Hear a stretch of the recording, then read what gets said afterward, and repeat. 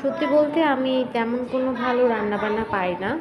পারি না বলতে মানে আ খাওয়ার মতো হয় আরকি। আছে না যে অনেকে খুব স্পেশালভাবে নিজের মতো করে করে। আমি আসলে মানে দেখি যে আমার শাশুড়ি কীভাবে রান্না করে, মা কীভাবে রান্না করে। এগুলো দেখে জাস্ট আমার মতো আমি ওইভাবে করে করার চেষ্টা করি। আর মাঝে, মাঝে YouTube এর হেল্পও নেই যে এটা কীভাবে করে, ওইটা কীভাবে করে।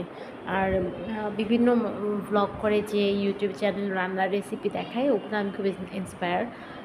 সো ওগুলো দেখে মানে মাঝে, মাঝে একটু ট্রাই করি। কিন্তু সবসময় ক্যাপচার করা হয় না।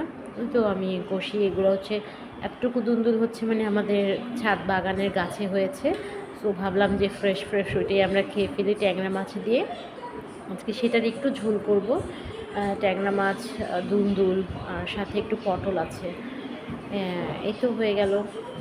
নরমাল রেসিপি জাস্ট পেঁয়াজ, মশলা কষিয়ে সবজিটা একটু কষিয়ে তারপরে মাছ দিয়ে দেয়া। মানে অনেকে আছে না অনেক রকমভাবে এটা বাটা ওইটা বাটা দিয়ে করে বা নারকেল দেয় এটা। ওগুলো আমি আসলে এখনও নিজ হাতে করিনি। দেখা যাচ্ছে যে আমার শাশুড়ি করে। আমরা ওগুলা খাই। মানে এখনও যে আছে না যে প্রপারলি ওইটা আমি নিজে করব। করতে, করতে তো আইডিয়া হয়। সো ওইভাবে আমার আসলে এখনও ট্রাই করা হয়নি। সো ইনশাআল্লাহ একবার করব।